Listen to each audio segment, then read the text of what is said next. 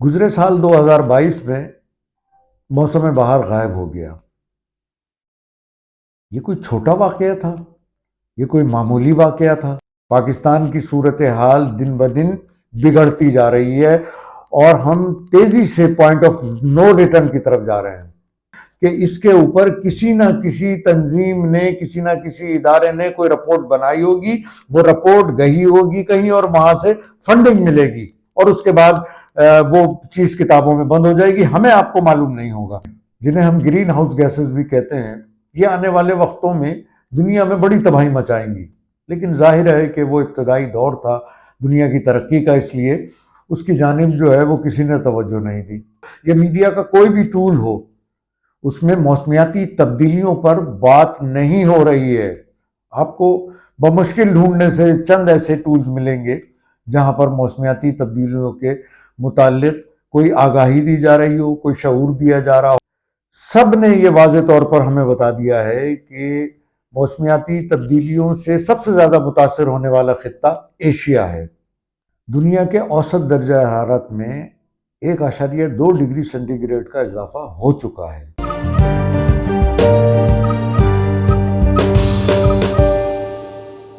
السلام علیکم، ہماری بات کے ساتھ میں ہوں محمود عالم خالد۔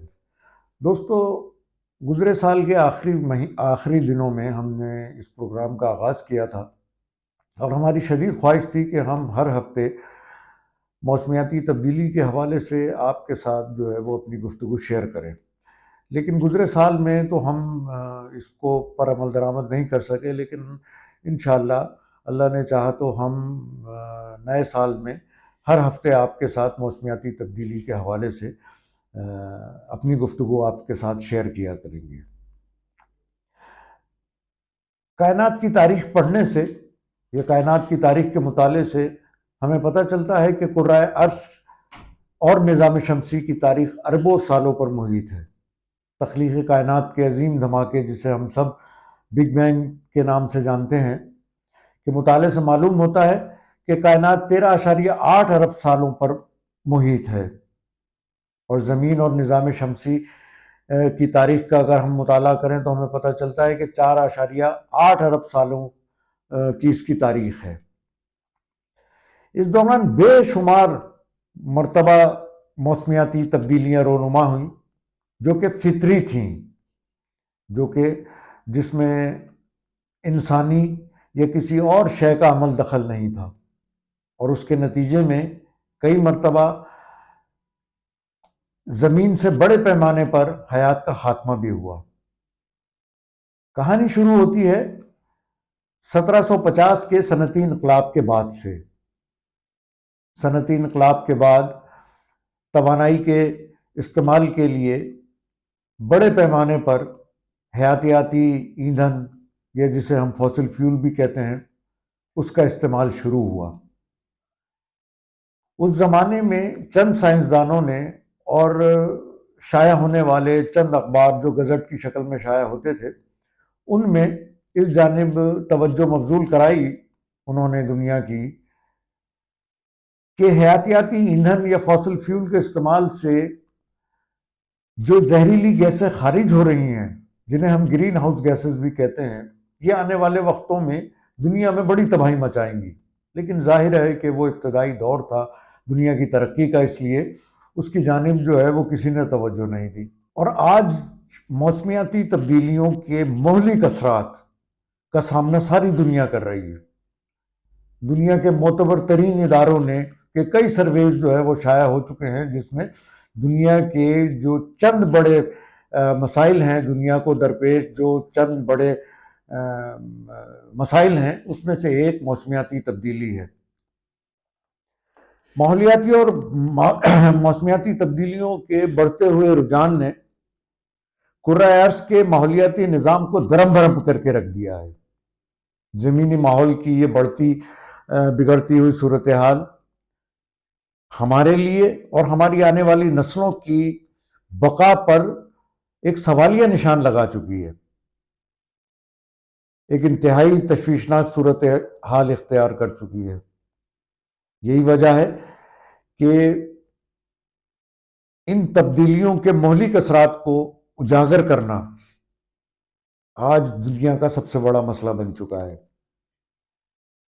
بڑے پیمانے پر دنیا کی ترقی یافتہ ملکوں میں اس کے اوپر بات کی جا رہی ہے، کیونکہ ہر گزرتے دن کے ساتھ موسمیاتی تبدیلیوں کے جو اثرات ہیں وہ شدید سے شدید تر ہوتے چلے جا رہے ہیں۔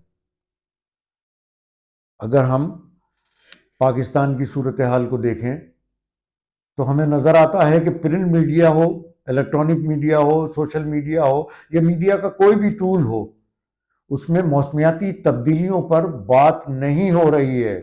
آپ کو بمشکل ڈھونڈنے سے چند ایسے ٹولز ملیں گے جہاں پر موسمیاتی تبدیلیوں کے متعلق کوئی آگاہی دی جا رہی ہو، کوئی شعور دیا جا رہا ہو یا اس پہ کوئی تجزیے کیے جا رہے ہوں۔ دوستو، دنیا کے تمام معتبر ترین ادارے، چاہے وہ IPCC ہو، ناسا ہو یا دیگر تحقیقی رپورٹیں ہوں یا دیگر تحقیقی ادارے ہوں، سب نے یہ واضح طور پر ہمیں بتا دیا ہے کہ موسمیاتی تبدیلیوں سے سب سے زیادہ متاثر ہونے والا خطہ ایشیا ہے، اور ایشیا میں سب سے زیادہ متاثرہ خطہ جنوبی ایشیا ہے۔ جنوبی ایشیا میں پاکستان بھی آتا ہے۔ پاکستان کی صورتحال دن بدن بگڑتی جا رہی ہے اور ہم تیزی سے پوائنٹ آف نو ریٹرن کی طرف جا رہے ہیں، لیکن ہم خواب خرگوش کے مزے لے رہے ہیں۔ 10ویں نمبر پر ہیں، 8ویں نمبر پر ہیں، 6 نمبر پر ہیں، تیسرے، 5ویں، اسی میں الجھے ہوئے ہیں۔ نہ ہمارے حکمران، نہ ہماری اشرافیہ، نہ ہمارے پالیسی ساز اور نہ ہی ہم عوام اس مسئلے پر کچھ سوچنے، سمجھنے، کوئی اقدامات اٹھانے کے لیے تیار ہے۔ دوسری جانب موسمیاتی تبدیلیاں ہیں جو ہر گزرتے دن کے ساتھ ہمارے گرد گھیرا تنگ کرتی چلی جا رہی ہیں۔ شدید گرمی ہو، بارشیں ہوں، ان کے نتیجے میں تباہ کن سیلاب ہو، خشک سالی ہو، لینڈ سلائیڈنگ ہو، گلیشیئر کا پگھلاؤ ہو، فضائی آلودگی ہو، سطح سمندر میں اضافے کے خطرات ہوں۔ کون سا ایسا مظہر ہے جس کا مشاہدہ ہم گزشتہ 10 برسوں سے 12 برسوں سے نہیں کر رہے ہیں، لیکن ہم اس پر کوئی بات کرنے کے لیے، سوچنے سمجھنے کے لیے بالکل تیار نظر نہیں آتے ہیں۔ گزرے سال 2022 میں موسم بہار غائب ہو گیا۔ یہ کوئی چھوٹا واقعہ تھا؟ یہ کوئی معمولی واقعہ تھا؟ آپ نے سنا کہیں کہ موسم بہار کے غائب ہونے کے کیا منفی اثرات مرتب ہوئے؟ ہم زرعی ملک کہلاتے ہیں اپنے آپ کو۔ زراعت کا جو شعبہ ہے وہ 20% GDP میں کنٹریبیوٹ کرتا ہے۔ اس کے زراعت پہ کیا اثرات مرتب ہوئے کسی کو معلوم ہے؟ کہیں آپ نے سنا کسی مذاکرے میں، کسی ٹی وی چینل پہ، کسی اخبار میں کوئی رپورٹ شائع ہوئی؟ کوئی شائع نہیں ہوئی۔ یہ ہماری بے حسی ہے کہ ہم اتنے بڑے واقعے کو خاموشی سے، اتنا بڑا واقعہ گزر گیا اور ہمیں کچھ پتہ نہیں ہے۔ لیکن مجھے یہ یقین ہے، یہ میں آپ کو بتا دوں کہ مجھے 100% یقین ہے کہ اس کے اوپر کسی نہ کسی تنظیم نے، کسی نہ کسی ادارے نے کوئی رپورٹ بنائی ہوگی، وہ رپورٹ گئی ہوگی کہیں اور وہاں سے فنڈنگ ملے گی، اور اس کے بعد وہ چیز کتابوں میں بند ہو جائے گی، ہمیں آپ کو معلوم نہیں ہوگا کہ یہ کیا ہے۔ لیکن ہمیں یہ بات بہت اچھی طرح جان لینی چاہیے کہ موسمی سانحات جو ہے نا وہ اب ہمارا مقدر ہیں۔ اگلے سال نہیں، پچھلے سال نہیں، اس کے 1 سال بعد اور نہیں، 2 سال بعد نہیں، تیسرے سال پھر یہی سب کچھ ہونا ہے۔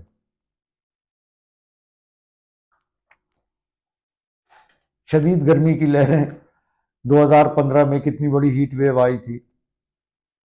حکومتی اداروں کی طرف سے 2000 افراد کا بتایا گیا تھا کہ وہ جاں بحق ہوئے، لیکن 7000 سے زائد افراد تھے۔ میں نے ہر فورم پہ یہ بات کہی ہے، اور میں اس کے لیے کہتا ہوں کہ اگر کسی کو تصدیق کرنی ہے تو EG کے رضاکار ابھی بھی موجود ہیں۔ صورتحال اس دن کیا تھی؟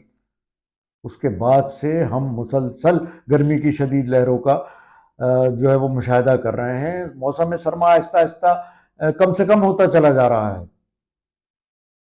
اور افسوسناک بات یہ ہے کہ ہیٹ ویو کو ابھی تک ہمارے ملک میں موسمی سانحے کے طور پر شامل نہیں کیا گیا ہے۔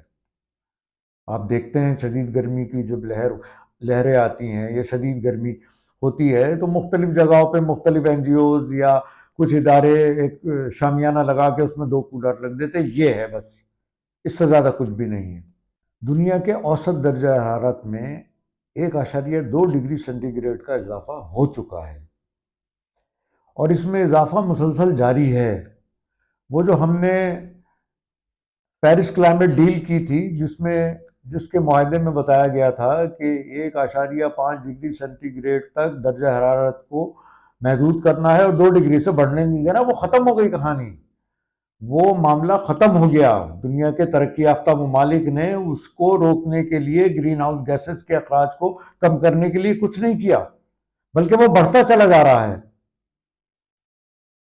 یہ ہمارے لیے سزائے موت ہے، کسی کے لیے ہو نہ ہو، پاکستان کے لوگوں کے لیے یہ سزائے موت ہے۔ موسمیاتی ماہرین نے ہمیں بتایا ہے کہ پاکستان دنیا کے نقشے میں اس جگہ پر واقع ہے جہاں اسے 2 موسمی اثرات کا سامنا کرنا پڑتا ہے۔ ایک کی وجہ سے سخت گرمی اور خشک سالی آتی ہے، تو دوسرے کی وجہ سے مونسون کی بارشیں ہوتی ہیں۔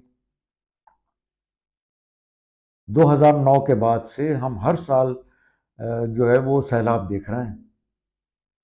یہ سارے واقعات ہماری نظروں کے سامنے ہو رہے ہیں۔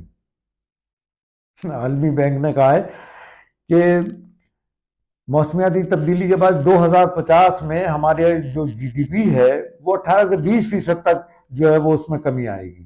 2050، ہمیں سوچنے کا ٹائم کہاں ہے؟ ہم کہاں سوچیں کہ 2050 میں یہ سب کچھ ہوگا؟ بھائی آج کو دیکھ رہے ہیں ہمیں اپنی آنے والی نسلوں کا کوئی خیال نہیں، ہمیں اپنے ہی خیال نہیں ہے، اس لیے ہم اس پہ کوئی بات کرنے کے لیے تیار ہی نہیں ہے۔ ریکارڈ توڑ گرمی کی شدید لہریں، تباہ کن سیلاب اور اس کے ساتھ ساتھ دیگر شدید نوعیت کی جو موسمی آفات ہیں، یہ موسمیاتی بحران کی محض ابتدا ہیں۔ مستقبل میں ان میں مزید شدت پیدا ہو جائے گی۔ یہ میں نہیں کہہ رہا ہوں، دنیا کے معروف موسمیاتی سائنسدان جن کا تعلق برطانیہ سے ہے، بل میگوائر، یہ ان کا کہنا ہے۔ وہ کہتے ہیں کہ ہم نے برسوں تک سائنسدانوں کے انتباہ کو نظر انداز کیا، اب اس کا تاوان ہمیں شدید گرمی، سیلاب، طوفان اور اس جیسی شدید قسم کی جو دیگر موسمیاتی آفات ہیں ان کی صورت میں ادا کرنا ہے۔ وہ مزید کہتے ہیں کہ موسمیاتی تبدیلیوں پر قابو پانے کا وقت اب گزر چکا ہے، اور موسمیاتی سائنسدان اس مستقبل کے حوالے سے شدید خوف کا شکار ہیں، اور وہ عوام کے سامنے اس موضوع پر بات نہیں کرنا چاہتے۔ یہ ہے صورتحال، اور ہم 2022 میں پاکستان کی تاریخ اور دنیا کی تاریخ کا بدترین سیلاب آیا۔ 3 کروڑ لوگ متاثر ہوئے، $30 بلین سے زائد کا نقصان ہوا، لاکھوں لوگ، لاکھوں مکانات، لاکھوں مویشی، املاک، فصلیں، سب کچھ تباہ و برباد ہو گیا۔ لیکن ہم ابھی تک ان کے لیے کچھ نہیں کر سکے۔ ماہرین کا اب یہ کہنا ہے کہ یہ جو موسمی آفات ہیں یہ ہر 2-3 سال کے بعد آیا کریں گی۔ آپ ذرا تصور کیجئے کہ ایسا ایک سانحہ 2 سال بعد، 3 سال بعد دوبارہ رونما ہوتا ہے تو ہم کہاں کھڑے ہوں گے؟ آپ چاروں طرف سے پیسے جمع کر لیں، آپ کتنے معاشی بحران میں پھنسنے کے بعد نکل جائیں، لیکن ایسا ایک سانحہ آپ کی ساری معیشت کو، آپ کی ملک کی چونیں ہلا دے گا۔ لیکن ہم کچھ سوچنے پہ تیار نہیں ہیں۔ سوچنے پہ تیار اس لیے نہیں ہیں کہ نہ یہ ہمارے اشرافیہ کا مسئلہ ہے، نہ ہماری سیاسی جماعتوں کا مسئلہ ہے، نہ یہ ہماری ایلیٹ کلاس کا مسئلہ ہے۔ اس سے متاثر جو لوگ ہوتے ہیں وہ ہم عوام ہیں، لیکن ہم عوام کسی سے پوچھنے کے لیے تیار نہیں ہیں۔ انتخابات کا غلغلہ شروع ہو چکا ہے، بلدیاتی تو صوبائی تو اس کے بعد قومی، کہ ہم عوام کسی سے پوچھ رہے ہیں کہ بھائی موسمیاتی اور ماحولیاتی تبدیلیوں کے لیے اپنے پروگرام میں کچھ چیزیں رکھی گئی ہیں؟ ہم نہیں پوچھ رہے ہیں، اور وہ بھی سمجھتے ہیں کہ صاحب یہ ان کا مسئلہ ہی نہیں ہے یار، جب اربن فلڈنگ ہوگی، جب سیلاب آئے گا تو چلے جائیں گے، تھوڑا سا سامان لے کے ان کو دے دیں گے، یہ بھگتتے رہیں گے۔ ہمیں سوچنا ہوگا، سمجھنا ہوگا، اس کے لیے کوئی اوپر سے ہمیں بتانے نہیں آئے گا۔ دنیا کے تمام سائنسدان، دنیا کے تمام موسمیاتی ماہرین سب کچھ بتا رہے ہیں، ایک ایک چیز بتا رہے ہیں ہمیں، اب سوچنا ہمارا کام ہے۔ وہ عمل نہیں کریں گے، ہمیں دباؤ بنانا ہوگا، ہمیں بات اٹھانی ہوگی، ہمیں اپنی محفلوں میں، گھروں میں یہ بات کرنی ہوگی، ورنہ یہ بے حسی ہمیں اور ہماری نسلوں کو وہ نقصان پہنچائے گی جس کا تصور بھی نہیں کیا جا سکتا ہے۔ دوستو، یہ تھی ہماری آج کی بات۔ اگلے ہفتے موسمیاتی تبدیلی کے حوالے سے ایک نئے پروگرام کے ساتھ آپ کے خدمت میں حاضر ہوں گے۔ اللہ تعالی ہمیں اس نئے سال میں ماحولیاتی تحفظ کا عزم کرنے کی توفیق عطا فرمائے۔ آپ کا بہت شکریہ۔